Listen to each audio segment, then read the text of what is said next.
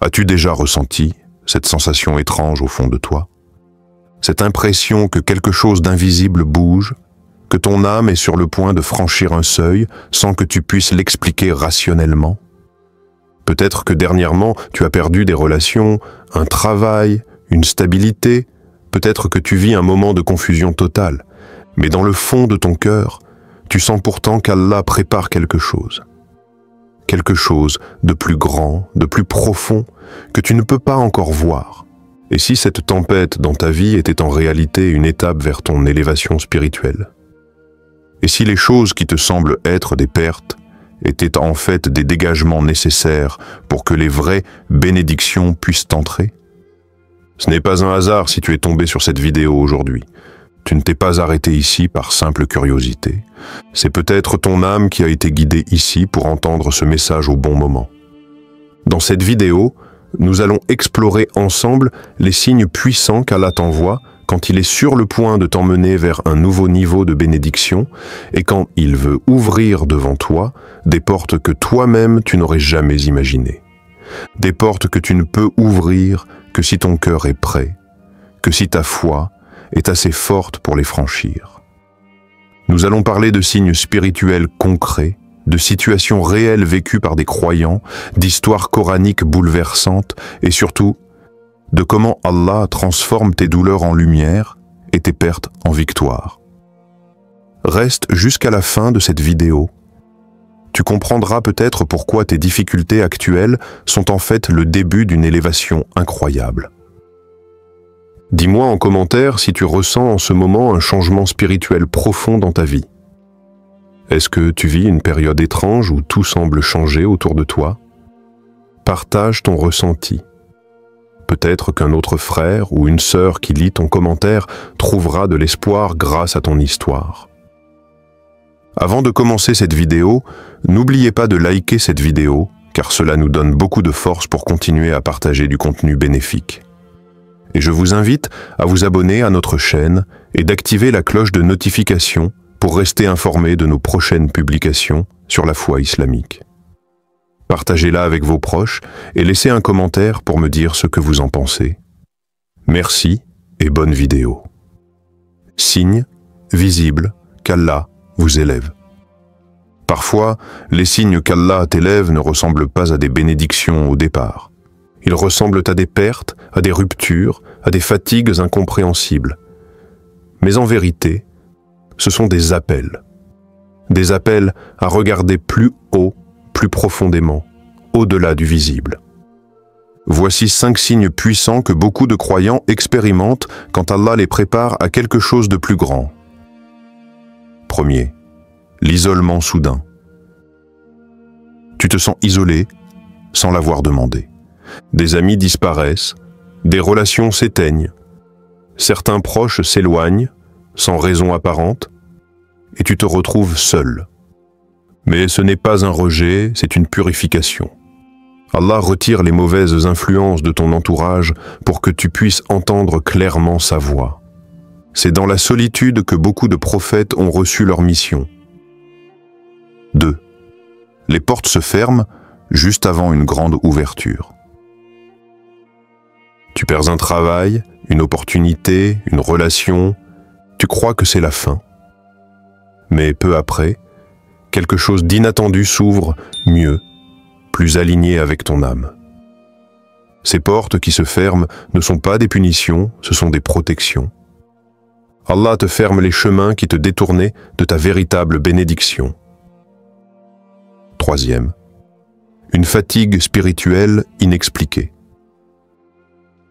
Tu te sens épuisé intérieurement, sans raison médicale. Tu pleures sans comprendre. Tu n'as goût à rien, même à ce qui t'attirait avant. En réalité, ton âme fait un nettoyage.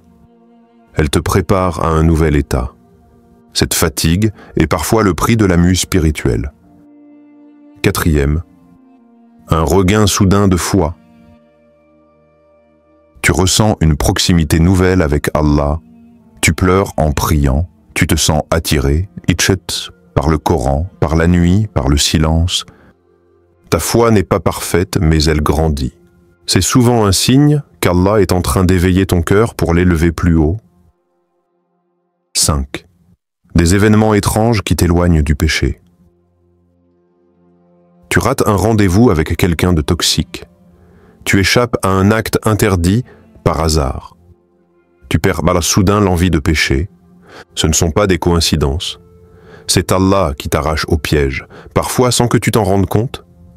C'est la miséricorde invisible en action. Exemple réel contemporain.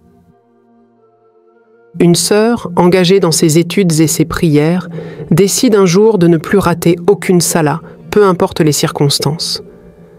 Une semaine plus tard, elle est licenciée sans explication. Elle est brisée. Elle pense qu'Allah la punit, mais un mois après, elle reçoit une offre d'un organisme humanitaire islamique en Afrique. Le poste est mieux rémunéré, spirituellement aligné, et lui permet de voyager, de prier et d'aider des enfants musulmans. Aujourd'hui, elle dit « J'ai compris qu'Allah m'a arraché à mon confort pour me donner ce que je priais sans même oser le demander. » Dis-moi si tu as déjà vécu un de ces signes. C'est peut-être un message d'élévation. As-tu déjà perdu quelque chose pour que quelque chose de mieux arrive ensuite? Partage ton témoignage. Tu pourrais inspirer un frère ou une sœur qui traverse cette même étape. L'épreuve avant l'ouverture. La clé spirituelle. Avant que la lumière n'entre, il faut que l'obscurité quitte la pièce. Avant que l'élévation divine ne vienne, Allah éprouve ce qu'il aime. Pourquoi? Parce qu'il veut que ta foi grandisse avant ta bénédiction. Que tu sois prêt à porter l'honneur et non à le gaspiller. C'est une loi spirituelle inscrite dans la vie des prophètes, des justes, et même dans la tienne. La douleur, prélude à la lumière. Lorsque la douleur frappe, beaucoup crient au désespoir. Mais ceux qui connaissent Allah savent que la douleur est un signal du ciel. Un message silencieux qui dit « Tu es en transformation. Je suis en train de t'élever. Tiens bon. » Et parfois, ce n'est que lorsque tu perds ce que tu crois aimer que tu découvres ce qu'Allah avait vraiment prévu pour toi. Le modèle sublime, Aïyoub alayhi salam. Le prophète Aïyoub, Job, que la paix soit sur lui, est l'un des plus beaux exemples de ce que signifie l'épreuve avant l'élévation. Il avait tout, la santé, la richesse, la famille, le respect. Puis, il a tout perdu, sa fortune, ses enfants, sa santé. Il est resté seul, couché dans la poussière, ignoré, méprisé. Mais jamais il ne s'est plaint d'Allah. Jamais il n'a dit « Pourquoi moi ?» Il a seulement dit « Ô mon Seigneur, le mal m'a touché, et toi, tu es le plus miséricordieux des miséricordieux. » Surat Sad, 13 shi opt patruzeci shi unu. Et après cette patience, Allah lui a tout rendu en double, son honneur, sa famille, sa richesse, sa lumière. Nous l'avons trouvé endurant, quel excellent serviteur, il était plein de repentir. Surat Sad, 13:44. Les versets sur la patience, Surat Al-Baqarah. Allah dit dans le Coran, « Très certainement, nous vous éprouverons par un peu de peur, de faim, de diminution de biens, de personnes et de fruits, et fais la bonne annonce aux endurants. » Al-Baqarah 2:155. Ceux qui disent, quand un malheur les atteint, nous appartenons à Allah, et c'est à lui que nous retournerons. Al-Baqarah 2:156. Ceux-là reçoivent des bénédictions de leur Seigneur ainsi que la miséricorde, et ce sont eux les bien guidés. Al-Baqarah 2:157. Ces versets sont clairs, l'épreuve précède la guidance, la douleur précède la bénédiction. La patience est la clé qui ouvre les portes célestes. Histoire réelle actuelle, un signe de notre époque. À Istanbul, un jeune réfugié syrien dort dans les rues, sans abri, sans papier, sans famille. Il décide alors de se rapprocher d'Allah. Chaque nuit, malgré le froid glacial, il se lève avant l'aube pour faire la prière de Tahajjud. Il pleure. il parle à Allah. Il lui dit « Ya Rab, tu es tout ce qu'il me reste. » 3 semaines plus tard, un homme qu'il ne connaît pas s'arrête et lui parle. Il lui propose un emploi dans une entreprise halal qui aide les réfugiés. Aujourd'hui, ce même jeune homme emploie Distizibelou à son tour d'autres réfugiés. Il dit « Quand je n'avais rien, j'ai donné ma foi, et Allah m'a tout redonné. » As-tu remarqué que plus la douleur était grande, plus la récompense peut être divine? Écris « J'ai confiance en Allah » en commentaire si tu crois que ton épreuve prépare ton élévation. Quelle est l'épreuve que tu traverses en ce moment? Partage-la si tu en as la force. Peut-être que ton témoignage aidera un autre cœur à rester patient. Témoignage contemporain, inspirant. Il y a des histoires qui marquent l'âme. Pas parce qu'elles sont extraordinaires dans le monde, mais parce qu'elles révèlent la tendresse discrète d'Allah envers ceux qui placent toute leur confiance en lui. Voici l'histoire de Samir, un frère comme tant d'autres, mais dont la foi a traversé des tempêtes silencieuses. Une prière insistante, un cœur brisé. Samir est marié depuis 7 ans. Il aime profondément sa femme. Ensemble, ils ont tout, sauf un enfant. Ils ont essayé tous les traitements. Les spécialistes leur ont dit que les chances étaient presque nulles. Mais Samir refusait d'abandonner. Chaque soir, il suppliait Allah, parfois en silence, parfois en larmes. « Ya Allah, toi seul donnes la vie. Si c'est un bien pour moi, accorde-moi cet enfant. » Mais les mois passaient, rien. Et puis un jour, il lit un verset qui touche profondément son cœur. « Invoquez-moi, je vous répondrai. » Sourate Ghafir 40-60. Ce jour-là, quelque chose change en lui. Il décide de faire quelque chose qu'il n'a jamais fait. 40 nuits de tahajjud. Il se lève avant l'aube, il fait les ablutions dans le silence de la nuit, il s'installe dans le noir et il prie, chaque nuit, sans manquer. Qu'il soit fatigué, malade ou découragé, pendant 40 nuits. Il ne demandait même plus d'enfant à la fin. Il disait seulement « Ya Allah, si tu sais que c'est un bien pour moi, je te fais confiance. Et sinon, donne-moi ton contentement. » Le miracle discret du 41e jour. Le matin du 41e jour, sa femme l'attend avec les yeux remplis de larmes. Elle lui tend un test de grossesse. Positif. Aucun traitement, aucun médecin, aucun plan humain. Seulement Allah. Aujourd'hui, ils ont 3 enfants. Et avec sa femme, ils ont fondé une association qui aide les couples musulmans en difficulté à retrouver l'espoir, la foi et parfois la guérison. Le sens profond de cette histoire. Samir n'a pas forcé la porte. Il n'a pas accusé Allah. Il a frappé avec foi. Il a pleuré avec adoration. Et Allah lui a donné bien plus que ce qu'il avait demandé. Quand on montre à Allah que l'on veut vraiment sa lumière, il nous la donne, et plus encore. Si tu as aussi une prière non exaucée, note en commentaire « Ya Allah, je te fais confiance.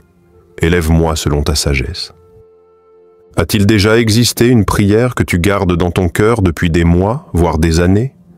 Partage-la si tu veux. Parfois, l'acte de confier ton vœu en public est déjà un pas vers l'exaucement. Histoire coranique liée à l'élévation divine. L'une des plus grandes beautés du Coran, c'est qu'il ne raconte jamais une histoire pour simplement divertir.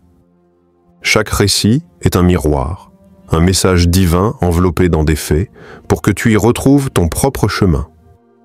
Et ce qu'on retrouve souvent dans ces histoires, c'est ce schéma divin unique. Avant chaque élévation, Allah provoque une cassure, un dépouillement, un isolement, puis vient la lumière, la reconnaissance et la grandeur. Mais après la foi, après la patience, Youssouf alayhi salam, de la trahison à la royauté. Il était jeune, innocent, aimé de son père. Mais jalousé par ses frères, jeté dans un puits, vendu comme esclave, puis faussement accusé et emprisonné pendant des années. Il aurait pu se révolter, désespéré, mais il est resté fidèle à Allah. Et un jour, sans prévenir, le roi l'appelle. Il interprète un rêve. Et du jour au lendemain, il devient ministre d'Égypte. Allah nous dit dans la sourate Youssouf, « Certes, celui qui craint Allah et endure, Allah ne laisse jamais perdre la récompense des bienfaisants. » Sourate Youssouf 12,90. Tu vois, il a été trahi, rejeté, oublié, puis élevé, devant ceux qui l'avaient blessé. Moussa alayhi salam, élevé chez l'ennemi. Un bébé condamné à mort dès sa naissance, mais Allah le sauve en l'envoyant dans la maison de celui qui voulait le tuer, Pharaon. Il grandit dans le luxe pour plus tard confronter la tyrannie, libérer un peuple et recevoir la parole directement sur la montagne. Ce que tu ne comprends pas aujourd'hui, Allah est peut-être en train de l'organiser pour ta mission de demain. Maryam alayhi salam, seule, rejetée, puis honorée à jamais. Une femme pieuse, vertueuse, aimée de son Seigneur. Mais un jour, elle se retrouve enceinte, sans être mariée, rejetée par sa communauté, accusée à tort. Elle se cache, pleure, souffre. Mais Allah lui dit « Ne t'afflige pas, ton Seigneur a placé un ruisseau à tes pieds. » Sourate Maryam, 19h24. Et quelques instants plus tard, elle met au monde Isa alayhi salam, l'un des plus grands prophètes. Aujourd'hui, son nom est gravé dans le Coran, honoré dans les cœurs, vénéré pour l'éternité. Réflexion spirituelle. Ces histoires te disent toutes une seule chose. Allah commence souvent par t'enlever ce qui t'attache au monde pour que tu t'attaches à lui. Et une fois que ton cœur est libre, alors il t'élève devant ce même monde. Si tu es dans la phase de solitude, d'injustice, d'échec ou d'attente, rappelle-toi que Youssouf, Moussa et Maryam sont tous passés par là, et qu'Allah n'a jamais abandonné ses bien-aimés. Alors, il ne t'abandonnera pas non plus. Quel est ton personnage préféré du Coran? Dis-le en commentaire et explique pourquoi. Est-ce que l'histoire de Youssouf, de Moussa ou de Maryam te parle particulièrement aujourd'hui? Pourquoi? Partage ton lien avec l'un de ces récits. Tu n'es peut-être pas le seul à traverser cette étape. Comment reconnaître et se préparer à ce niveau de bénédiction? Parfois, la bénédiction que tu attends aussi que toi tu sois prêt. Allah ne t'envoie pas une élévation spirituelle par hasard. Il la prépare et il te prépare. Mais comment reconnaître que ce niveau approche? Et surtout, comment s'y préparer? Voici 5 clés puissantes, simples, mais transformantes pour te rendre disponible à la lumière qu'Allah veut t'envoyer. Première, renforce ta foi par la prière nocturne, Tahajjud. Le moment où tout dort, sauf toi et Allah. La prière nocturne, c'est l'intimité sacrée, la clé des secrets spirituels. Si tu veux entendre la voix d'Allah dans ton cœur, lève-toi la nuit, ne serait-ce que pour 2 unités de prière. Leurs flancs délaissent leur lit pour invoquer leur Seigneur avec crainte et espoir. Sourate As-Sajda 32:16. Ceux qui cherchent des portes invisibles doivent prier quand les autres dorment. 2. L'aumône secrète, Sadaka, dans l'épreuve. Donne quand tu as peu, donne quand tu es en souffrance, même un petit montant, un repas, un sourire. Mais ne laisse jamais ton cœur devenir sec, car la Sadaka purifie, attire la Rahma, miséricorde, et surtout, elle débloque les blocages invisibles. Et dépenser dans le sentier d'Allah. Allah multiplie pour qui il veut. Sourate Al-Baqarah, de 261. Troisième, se détacher des personnes toxiques. Allah ne place pas de bénédiction durable là où il y a de la jalousie, de la médisance, de la manipulation. Éloigne-toi avec sagesse. coupe avec douceur, car parfois, Allah ne te donnera pas le prochain niveau tant que tu restes lié à des gens qui te tirent vers le bas. L'élan vers le ciel commence par un détachement de ce qui pèse. 4e. Lire et méditer sur le Coran quotidiennement. Même si tu ne comprends pas tout, lis, même si ce n'est qu'un verset par jour, lis. Et surtout, médite. Pose-toi. Laisse parler ton cœur. Le Coran n'ouvre pas toutes ses portes à ceux qui lisent vite, mais il s'ouvre en grand à ceux qui lisent avec le cœur. Ceci est un livre béni que nous avons fait descendre afin qu'il médite sur ces versets.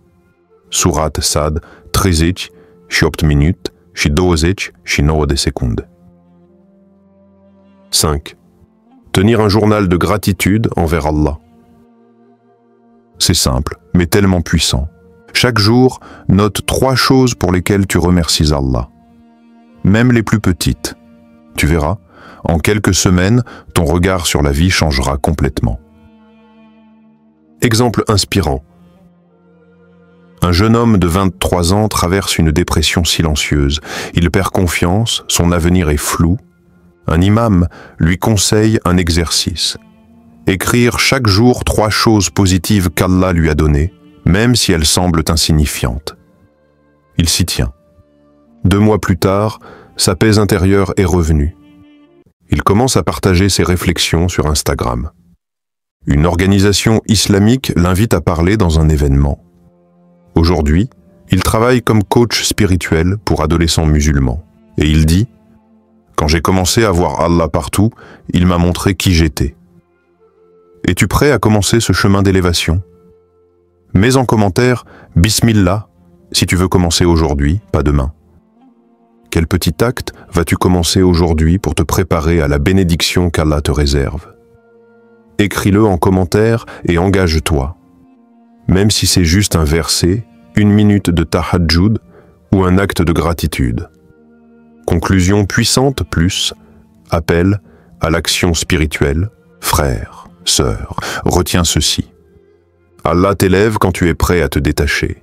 Il t'enlève ce qui est limité, temporaire, fragile, pour te préparer à ce qui est vaste, éternel, pur. Tu crois parfois que tu perds, mais en vérité, tu es en train de changer de niveau. L'ouverture divine est toujours plus grande que tes plans. Toi, tu vises une solution. Mais Allah, lui, prépare une transformation. Alors n'aie pas peur. Ne t'accroche pas à ce que lui veut remplacer. Laisse-le t'emmener là où seule ta foi peut marcher. Là où ton intelligence s'arrête, mais où sa lumière commence. Doua finale. Ô Allah, prépare-nous à ce niveau de bénédiction. Enlève ce qui nous retient. Fais que ta lumière nous guide vers des portes que nous n'aurions jamais imaginées. Et donne-nous la patience de traverser la nuit jusqu'à l'aube de ton décret. Amin. Partage cette vidéo à un frère ou une sœur qui traverse une période difficile. Tu pourrais être la cause de son élévation. À quelle partie de cette vidéo ton cœur a réagi le plus fortement? Dis-le en commentaire, car ta parole peut toucher un autre cœur. Si cette vidéo vous a été utile, partagez-la avec vos proches et laissez un commentaire pour me dire ce que vous avez appris. Votre soutien contribue grandement à diffuser le message et à développer cette communauté. Barakallahu fikoum.